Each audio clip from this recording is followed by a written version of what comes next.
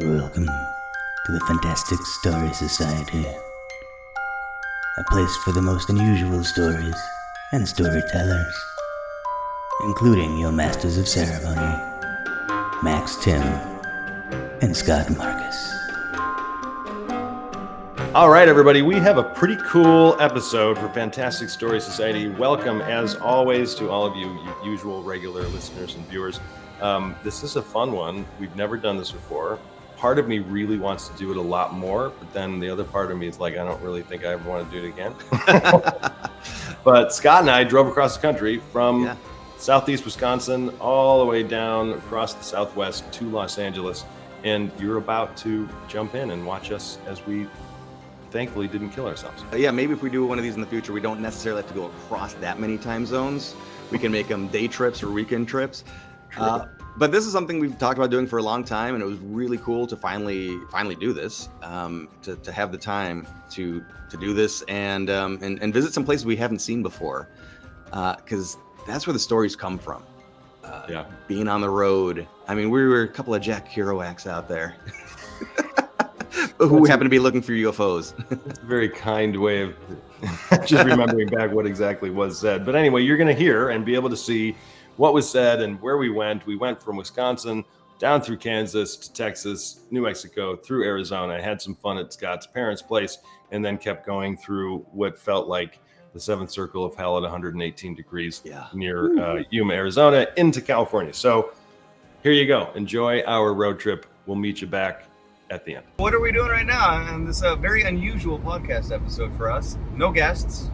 We are driving today to Dodge City and making our way eventually to Roswell tomorrow, and then all the way west to Tucson to see this guy's parents, and then from Tucson to the great to prison in That's Yuma. Right. We're stopping in Yuma, depending on how hot it is. Yeah.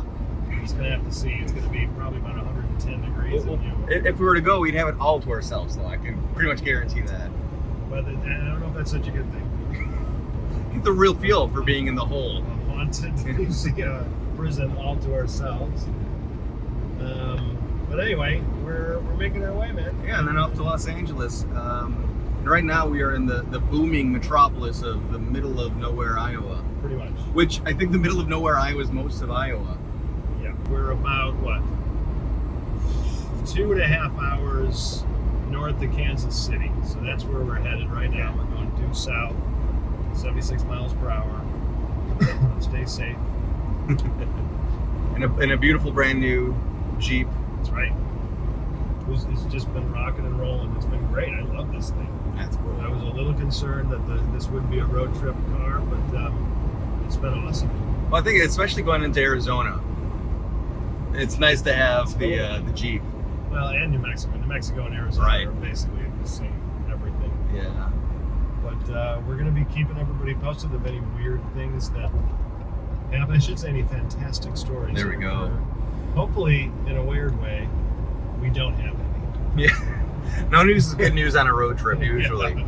But yeah, no, we've never been, neither of us have ever been to Dodge City or Roswell.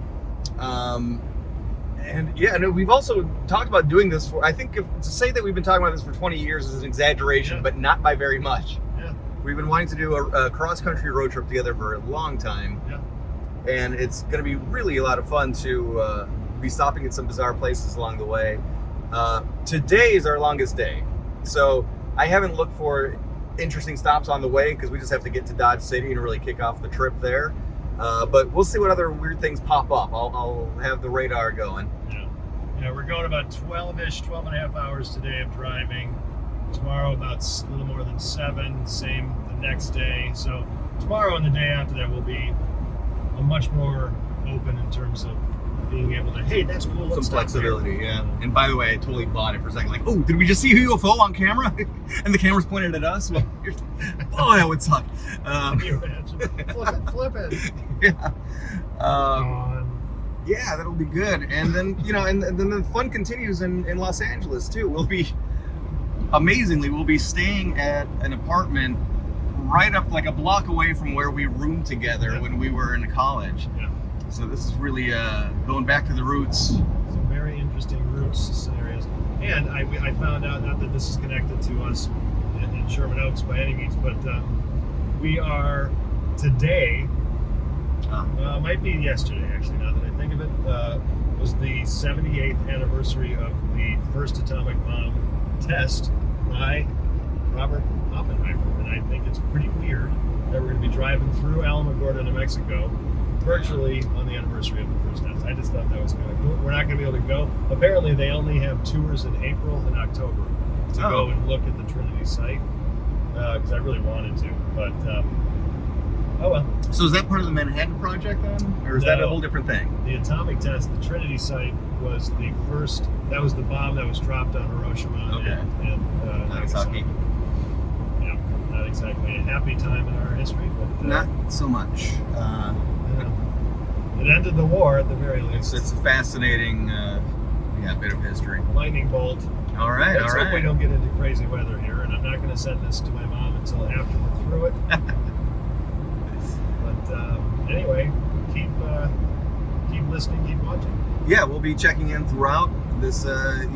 You get the listener or viewer of this will get to experience a few fun locations without the literally hundreds and hundreds and hundreds and hours of driving. Not hours, of miles of driving. It feels like hours, maybe. Yeah. This will be about 31 hours of driving. That's why Scott has his Mountain Dew. Yes. We've already started listening to the book on tape, Colin Dickey, who is going to be an upcoming guest of ours. Actually, by the time you see this, that'll probably come out first. Great writer and researcher, and we're listening to some lore earlier, and we're just getting the vibe ready. What's his name? I'm Aaron Manker. Yes. Oh God! So we got lots to stare at. Not yet. So there it is. That's what we're driving into. It's not as bad as I've seen in some road trips that I've taken, and I've taken a lot. But yes, I was going to ask, which drive across the country is this for you? What number? This is number 25. 25 from the Chicago area to LA, or LA to Chicago. Total of 25. And this is the first time since 2002 that I'm driving with someone. Oh, wow. Yeah. Wow. It's weird. Going solo. And then what number vehicle is this to have gone on? I think it's 11. Pulled a little bit of an alternate. We opted to not head to Dodge City. We're very excited to get to Roswell and explore whatever the oddities that city will have to offer, which will probably be plentiful. But then we saw, I feel like we got our Dodge City. we had the Wild West experience just now as we were going through Meade, Kansas, which is where the Daulton gang was from. The Daulton gang were bank robbers. A couple of them were actual U.S. Marshals that flipped. Some pretty cool, pretty horrific stories, really, that were in line with that town, Meade, Kansas. But we saw their original hangout, the tunnel that they built to their barn.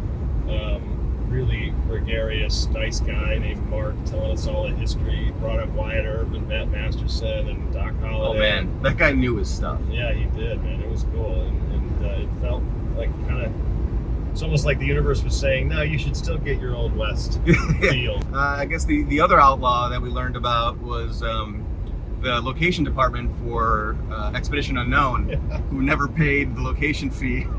Yeah, they stole the location. Pretty shitty History Channel. Come on. Or Discovery, whoever Travel. you are. You can't afford $500 to pay this nice man. Come on. It's nuts. So if anybody's traveling through Kansas, though, and I don't know exactly where we are, we're kind of like South Central, I believe. Central-ish, yeah. Meade, Kansas, cute little town. And we've come across a couple neater looking places too that we haven't stopped in, but it's definitely a lot of history, a lot of character out here.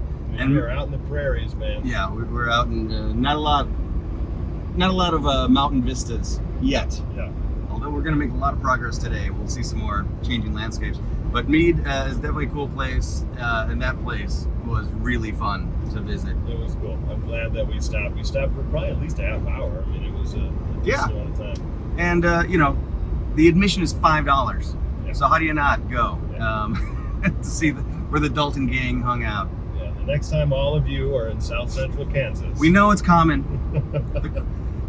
the crossroads of America, Daulton, Kansas, Meade, Kansas. But also, yeah, that Native American massacre that took place near there is actually, we're probably going towards the actual location of it now because we're heading south. And it actually wasn't a massacre of the natives. No. It was the natives who were fighting back. And The surveyors that were unfortunate, from Illinois, one of them, that's the right. family was. Hanson Short. Yeah, man alive, just brutality. It was a rough time to be alive in America, for sure. But it'll be a nice, comfortable time for us to be alive here as we go south through the panhandle of Oklahoma into Texas through Amarillo. Might have a little stop that we'll surprise you all with near Amarillo, and then on our way down toward alien country. All right, we'll keep our eyes on the skies. Okay, so we are here in the town of Clovis, New Mexico. And first off, before we get into the actual location where we're at now, if you're a fan of archaeology, you may have heard the phrase a Clovis point. It's a type of arrowhead, spear point. And that's because they were first discovered right here in this town of Clovis in 1929. And it's really amazing. As we were doing some research in the car. Yeah, it How- goes as far back as what, like the founding of civilization in this continent or something? Yeah, the belief is that these were some of the earliest humans. I mean, you're talking about the history of humanity 13,000 overall. years ago. Yeah, 12,000 to 13,000 years ago, they created some of the first of what we know as culture. The first culture in America started in this area and at that time period.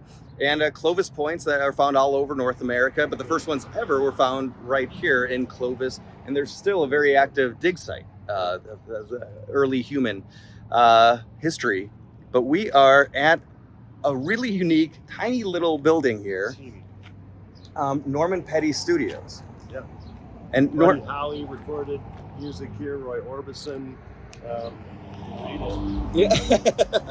Yeah, some of Roy Orbison's first ever recordings took place right here in the studio. And Peggy Sue from, by, of course, Buddy Holly was recorded. There we are. But, you know, us being the ghost story fans, we've also found out that there's some ghost stories associated with this location. People do feel a negative, maybe oppressive feeling here. So there's some sadness associated with the place as well. Yeah, ironic. I do have to say that this place does operate currently as a museum. So if you wanted, you can call ahead. It's not open all the time. You have to make an appointment. But you might want to go ahead, call ahead, make an appointment, because when you're inside, you could take pictures with your friends. Oh, right. And other people might show up in those photos also. Yeah. Mr. Holly, how are you? So yeah, and we'll just take a little look around the area, and it is a very quiet, small town, Clovis. We haven't driven through much of it yet. We love that, just like 1313 Mockingbird Lane, it is 1313 7th Street here in Clovis.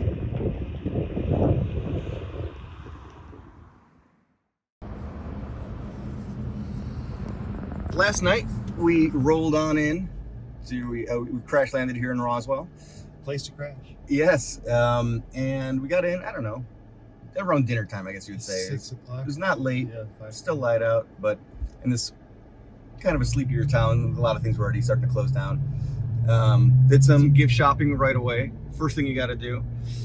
And then this morning, first off, last night we watched most of a documentary. We're tired. We couldn't make it through. We watched most of a documentary on Travis Walton that was really well done. The Travis Walton story is incredible. If you are into aliens and abduction stories, his is probably one of the most famous. But yeah, we couldn't get through it just because we were so damn tired. But Roswell's cool. It's a neat little town, about 50,000 people, which I was surprised there were that many. Some neat little gift shops. We just went to the UFO museum. Mm-hmm. And, really, before we leave town, we'll check out Demi Moore's birthplace. And that's really why we came here. Not Not true, but it is true that she's from here, which is wild. So's John Denver. John Denver's from here. Sam Donaldson went to school here. Just like the most random assortment of people. It's definite that they're aliens. Yeah. I was thinking that it was going to be a bit more, I guess, bigger. And amusement parky. Yeah. Something. I was thinking, so let's say take away all the water parks and what is left over at Wisconsin Dells. That's kind of what I was thinking would be the vibe here. Yeah. I mean, they had some cool alien statue stuff, and the lights, like the lanterns on like the street lights. They've been sort of graffitied to look like alien heads, and they're definitely leaning into the whole thing. I mean, even this little car dealership. We're passing a car dealership, Alien Motors. Alien City Motors. So they've leaned into it, but in a way, maybe that's a good thing. They don't want to just go completely like all out Disneyland kind of crap. But that's kind of why we're here, I felt. That's true. I was thinking, how could you have a store on Main Street, even if it's a normal shop, and not go as over the top, campy, cheesy, roadside attraction-y as possible? I mean, Dunkin' Donuts and McDonald's, they did it right. They totally leaned into it. Yeah, Dunkin' Donuts has this giant alien holding up the sign, and McDonald's is a big spacecraft. And so yeah, no, I'm glad I came. Absolutely. And we were talking about the museum and how tough it would be to run a museum on UFOs, because there's not really evidence you can put on display, Yeah. And we've, especially with television, there's been so many documentaries and specials in Ancient Aliens, the show, to display photos. We've probably seen a lot of the most unique photos or videos. I've heard most of the stories, but anyway, that was our Roswell experience. We're now headed west. We're gonna go up to Mescalero, New Mexico, up in the mountains, which is going to be beautiful, and then down the mountains toward Las Cruces, from Las Cruces straight to Tucson, and hopefully we don't melt on the way. Yes. Oh, that's something we haven't mentioned, that it's we're doing this during the big heat wave. That's huge. Historic. Last night at 8 p.m. it was still 102 where we are. Yeah, it's going to get up west of Tucson. It's going to be 117, 118 degrees, which is weird that Tucson isn't going to be the hottest spot, but right. We've got a pool waiting for us in Tucson, so we'll be leaning into that. Yeah, indeed. This is Scott's idea. Here I am. It is neat. Life is for the living. We're at an old prison. However, it's 109 degrees in Yuma, Arizona right now. So, it's balmy. The funny thing is, you actually just kind of get used to it. And then 10 minutes later, you want to die. But that's where we are. That's why they said the only thing worse than being imprisoned here was actually successfully escaping and then being out on your own in the desert. Seriously, it might as well be Alcatraz. Yeah. It's not still active. No, it actually was vacant for a long time. And eventually the city of Yuma used it. I mean, transients made homes here and all that. But eventually the city used it as a high school. What? So, and they were actually the Yuma, I think it was Criminals or Prisoners was the school mascot. Oh my goodness. There was a prison break. They took some guards hostage, brought them up to there. That structure would have had walls coming out, and that was the Sally Port. And so the warden was held hostage there, and there were gunmen up here, security, and the warden gave the go-ahead. He was held at knife point. He gave the go-ahead, just open fire. Wow. The warden survived, but was really debilitated. He did get stabbed, but yeah, there were prisoners that were killed right there at the door, so close to actually getting out. Over on this side, you see now there's a museum there. To the right of that, there's a kind of a carved into the earth cell, singular cell. That was the solitary confinement. And you can actually see ventilation. Oh, actually you can see there's a little sign above the doorway where the solitary is. There's that, above it, there's that pipe, ventilation pipe. And it was said, so there's a grate on the floor that the prisoners would be shackled to. So they didn't even have the ability to move around in that room. Oh. And it was said that the guards would drop scorpions down the ventilation tube to further torment. And if you got put into solitary, on top of being here, you probably mess with the guards. You probably did something very wrong. The only other way to get out is to be buried just outside the walls here. There's no names printed on any markers or anything like that. There's just all of these piles of stone to signify that there was a burial there. Yeah, all prisoners. Oh wow, there's actually, that's great. He's here to take us away. And he looks just like that. He looks friendly. One place that we didn't really report from was Cadillac Ranch, because even though it was a wide open area, it looked like it was just a big wide open area, it was actually a very intense wind tunnel. This is going to be comically unusable footage. Unreal. Oh, and the dust is coming next.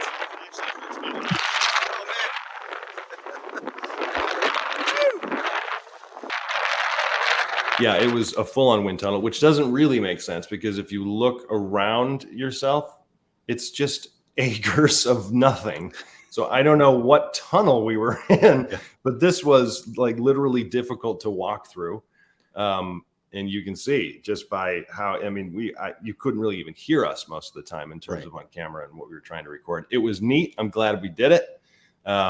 But there was a point where it's like, oh, you're supposed to be able to spray paint your names and stuff or whatever you want on these Cadillacs that are just nose deep into mud. And anytime I would spray, the wind would just carry it away. You couldn't do anything. I forgot one fact about Cadillac Ranch, just to keep it extra weird.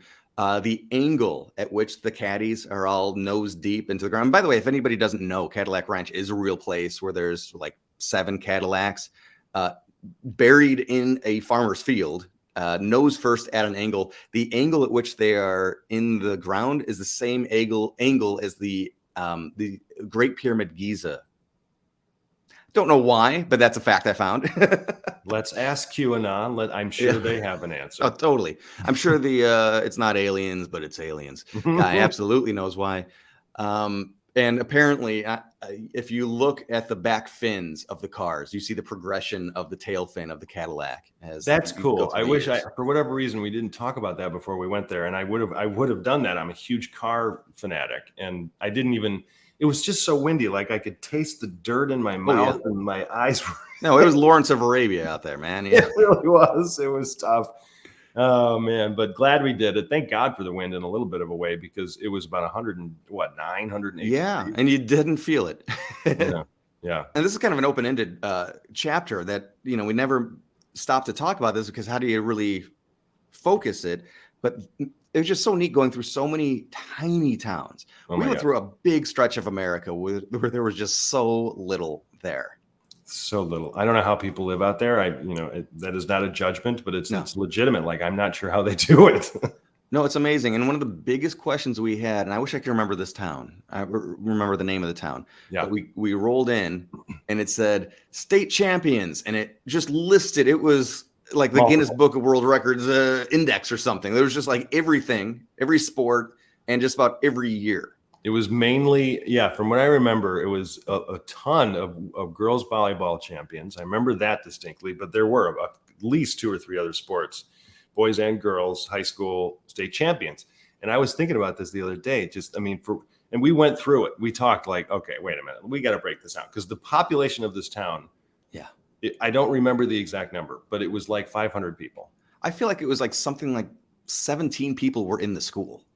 Again, across all grades of high school. In terms of how you break that down. Like let's say it's 500 people in this town, half of them are men, half of them are women. Let's just round it out. Yeah. 250. And if you're looking at a girls state championship, 250 of them are women.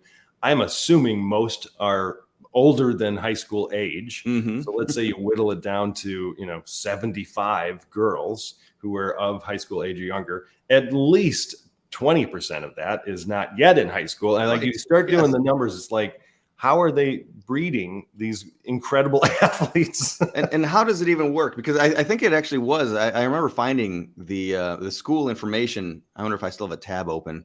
But but I think it literally was like the whole high school population was, around a couple dozen. Yeah. So how do sports even work out there? Because the next school is probably 100 miles away also. Yeah. That might be a little long, but it was a long way from town to town. It had to have been a small Division III type of situation. There's no way a town that small could compete. I'm so happy I don't close tabs. Elida, New Mexico was the town we're talking about in Roosevelt County. Total students, so men and women, and this is high school. Total students, 63. So you have a total of 63, and again, you cut that in half to be boys and girls. Yeah. There's just not that. What? And how many of them are going to be interested in sports? Not everybody's interested in sports. one year, like a Hoosiers legend would be amazing. This was at like 6 or 7 different state championships that they've won for girls volleyball. Amazing. Enrollment ranked nationally. Out of 26,000 schools, they are 22,000th. So there are 4,000 schools smaller. I was going to say that too. That's amazing. Elida, New Mexico. Yeah, for whatever reason, I thought it was Kansas. We went through a lot of really small places, including being able to see a lot of places where you could see just obvious tornado damage. Oof. We went through one city. I shouldn't say city, but a bigger town compared to Elida, at least, where there were just the main street was hit. I think within the last year. Maybe it was I think it was just a few months ago. In the spring. Yeah. Crumbled buildings. I mean, this. Yeah. It's kind of stuff you don't really see up close usually. Yeah. It is quite the experience driving across the country, and I've done it. That was my 26th time. And I'm not there and back, but there is one, back is two. And you always see something interesting in mind questioning, nothing. I've never seen anything absolutely unexplainable or incredible or fantastic from, like an alien level or anything. But there's always something that comes up, and I'll never forget that school, that sign, state champions. It's like, wait a minute, we're in the middle of nowhere. I think, and I'll put a better picture on the YouTube version if anybody's watching this, but in Beaver, Oklahoma, another one that I'll never forget is the table. Yeah. Just a roadside table, a historical landmark, and it's literally a table. Yeah. And I remember there's no way anybody could sit out there right now because the wind was at least 40 miles per hour. And I'm assuming through Kansas and northern Texas and most of New Mexico, even a lot of Nebraska and Iowa. Iowa might be a little different, but the wind is so intense. That in and of itself would be a reason for me to I can take rain, I can take snow, but when it's also extremely windy, it's just so difficult to enjoy anything. Right. No, it's such it hampers enjoyment. That's for sure. Speaking of unique places that we drove through also, this was your first time, I believe, going through White Sands Missile Range. The White Sands Missile Range was so cool. I wish the Trinity site was open for tours. I think they only open it in like April and October or something for an actual tour to go out and see where Oppenheimer dropped his bomb for the first time. But just that whole area was beautiful. I was on a phone call, like a staff meeting, while we were driving from Mescalero over the mountains down into Alamogordo. So I wasn't quite able to really, Scott kept saying, let me drive. And I'm a control freak when driving. So I was like, no, I'm going to do it anyway. I should have just said, sure. But so it was a bummer that I wasn't able to enjoy the mountains as much, but it's a beautiful part of the country down there. Yeah. And it's unusual and interesting. And I know I pointed this out to you that as you're going through, and you're driving for a long time, as you're going through the missile range area, that there are these different turnoffs, different exits, and you're surrounded on both sides by missile range. So it's all government property, but there's different turnoffs for different types of missile testing. So which makes sense that, you're not working on every missile. It's all specialized knowledge out there, but just neat to see. And you do wonder, does anybody ever come over the ridge of the mountain and just see something that, oh my God, are we under attack? Seriously. Yeah. You got to wonder how often residents of Alamogordo actually see things. And I don't mean, aerial phenomena. I mean like literal explosions. Testing. Yeah. We're now leaving White Sands Missile Range. You survived. A UFO trying to blend into the cloud there. Yeah, it does look 3D or not real. Yeah, it's like a cutout in the foreground. That does surprise me. You know, obviously we see white as concrete. Okay, I'm calling it. That's a UFO, and there's a small one trailing it too. Oh, and a smaller one after that. It's a family. It's the mothership in front. Yeah, it was fun. It was neat going. I've never driven. So obviously we went to Roswell. It's where I bought this shirt. Roswell was fun. I wouldn't be excited to go back. It's not like I don't want to go back. Roswell was a really neat little town. I'm glad that we went through, but I guess part of it, we didn't have a whole lot of time to spend there. We kind of just hung out, got some food, saw some, things. The museum was neat. Yeah. Yeah. It's a little bit tough because especially if you're a weirdo like us, we know a lot of the very famous UFO stories and cases. And that's a great museum if you don't know that stuff ahead of time, because then you could learn about it there. But if you already know, there's, it's well presented and all that. It was well presented, except for the massive installation of the UFO and aliens, like tall model.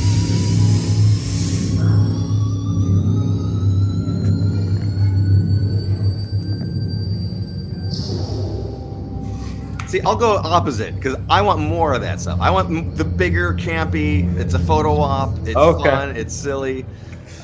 Yeah, I could. That's a big room. We could have some more stuff. You could. How about a place where you actually get sucked in through a pneumatic tube? You get the alien abduction feel. Oh God, experiences of probing. Yeah. Don't need a museum for that. A 4D experience. Oh Lord, it was cool. I bought some neat little trinkets, and Roswell is a neat little town, much bigger than I thought it was going to be. It's like 50-some thousand people. Yeah, and the reason it's so associated with the crash, which happened in Corona, New Mexico, and didn't even happen in Roswell, is that's where they took the artifacts, the alleged recovered bodies, because there's a military installation there. Yeah, and there still is one thing I didn't know. Like Scott informed me when we were out there, is that this crash actually happened pretty far away. We looked at the map, and it would have been way out of our way to actually go to Corona, which I'm sure is just open desert. I mean, I can't imagine there's a whole lot out there.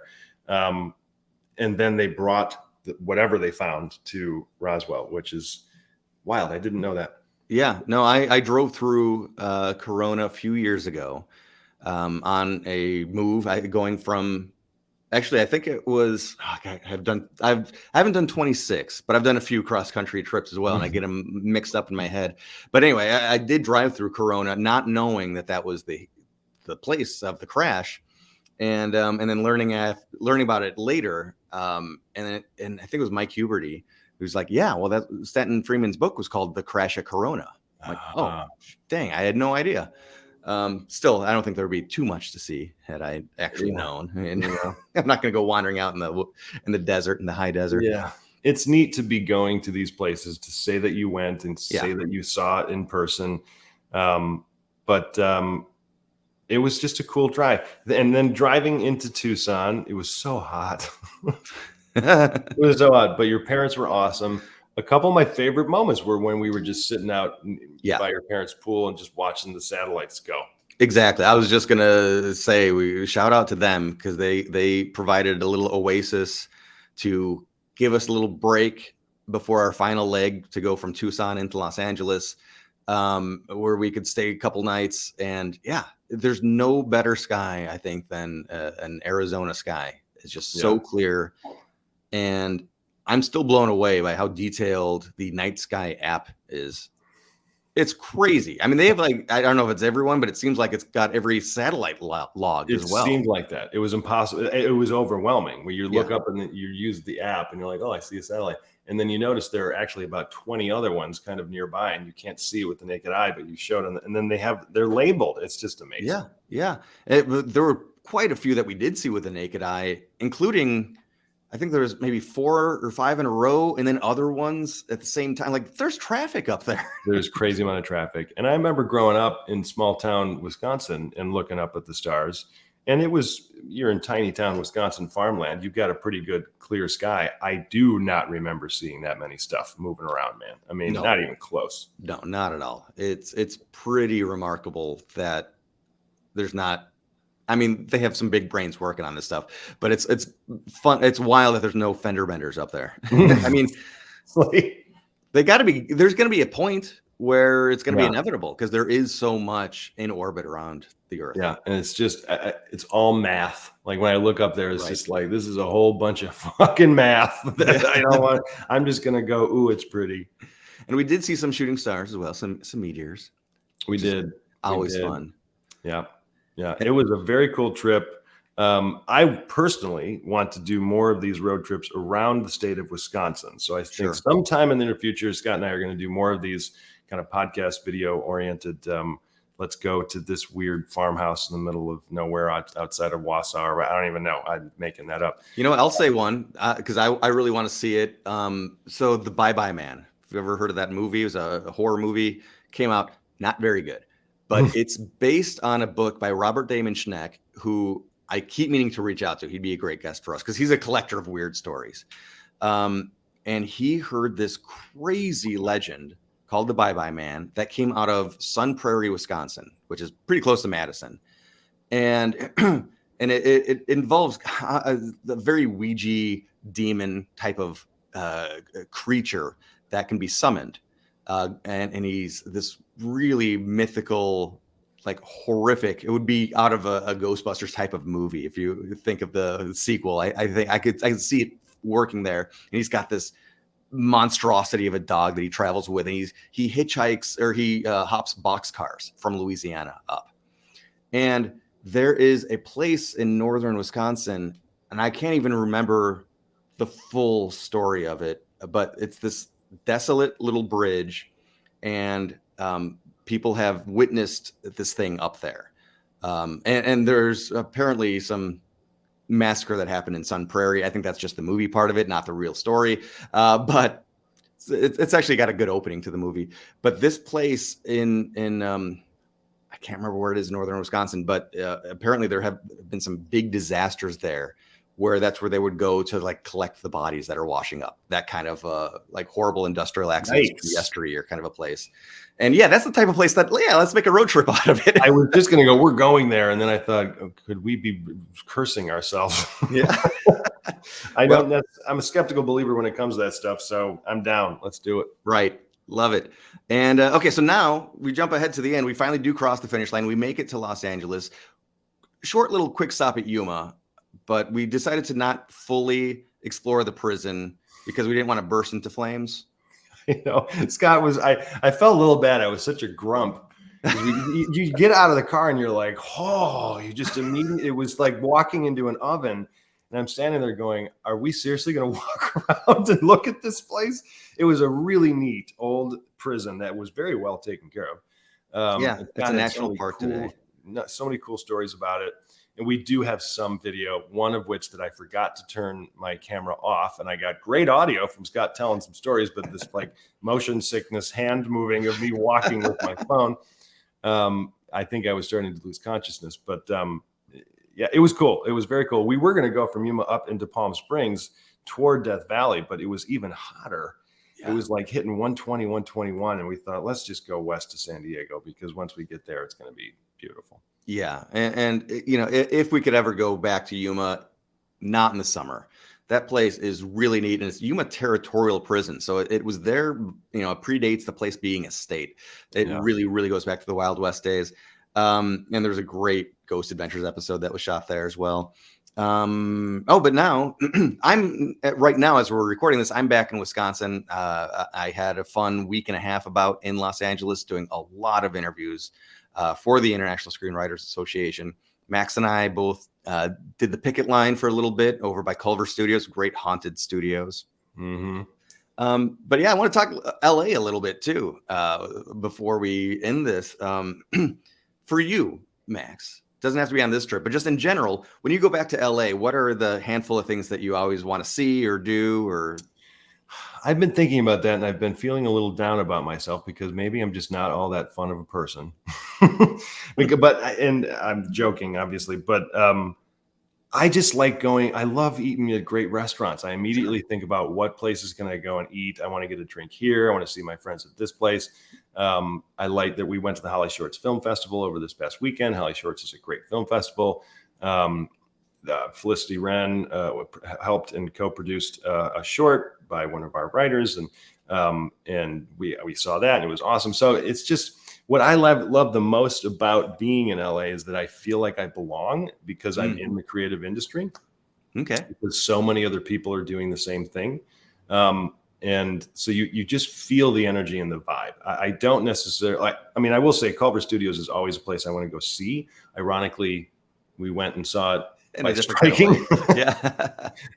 which felt important and good. And, you know, I met a new great friend on the line, and I just feel connected to Los Angeles from a creative space. There aren't like huge landmarks that I always want to go see. Although we did mention when you were in town and we didn't go, but going to the Edison Downtown, that would be a lot of fun. And we haven't gone there in years.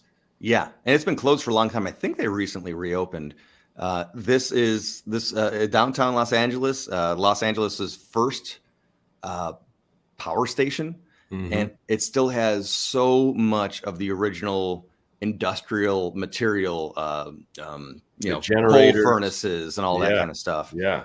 Really, really a cool location. It's like a 3-story massive warehouse, bar, and restaurant. It's and really subterranean too. Yeah. Yeah. And one of the last times I was there, I talked to a security guard because I was trying to look around. And, I've been there so many times, but I still love looking around. And they had a private party kind of thing going on. I'm like, hey, can I just walk through before I leave? I'm not going to crash their party. And I can't remember if he let me or not. But we started talking, and he said that when the current owners, when they bought it, there was 6 feet of standing water because this was an abandoned area for a long time, and just nobody was keeping tabs on it, and it flooded, and it was 6 to 8 feet of water. And he said that they were pulling bodies out, homeless people that went in there to take refuge and then drown. And there are stories of a guy seen at the bar after closing that vanishes.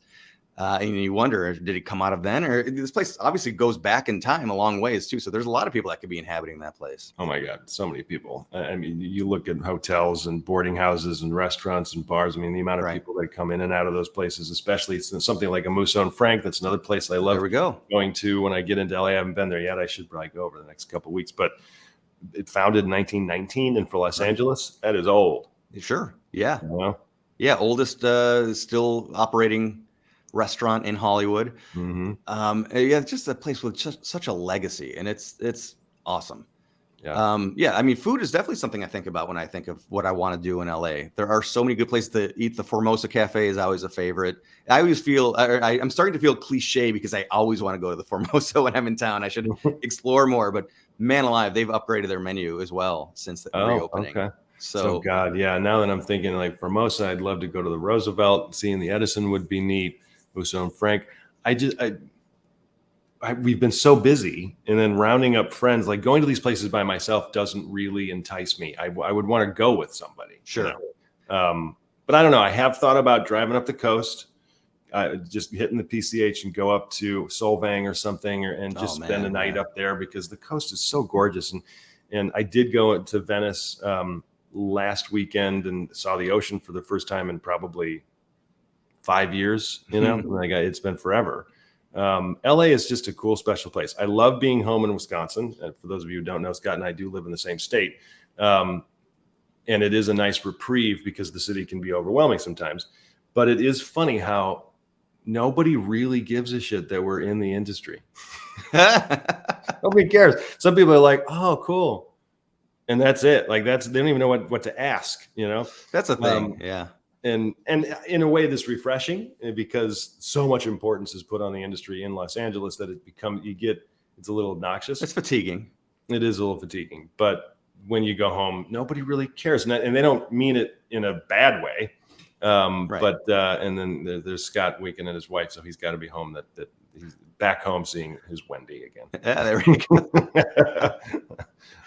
I was just gonna say, another unique place that is, I don't know, just purely LA. I was able to pop into between interviews. I had some time to kill, and I just happened to be in the right neighborhood. But the HMS Bounty.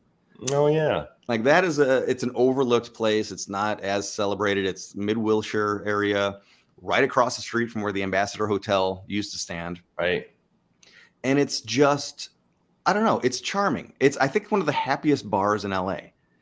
Like, it's one of the few places, not that other places are standoffish or anything, but like where it's very easy to sit down and just start immediately talking with the person next to you. And it feels normal and natural, and that everybody's coming in with that same expectation. Very Chicago. You get that a lot in Chicago, in Milwaukee, where you people just start striking up conversations, and you don't see that in some cities.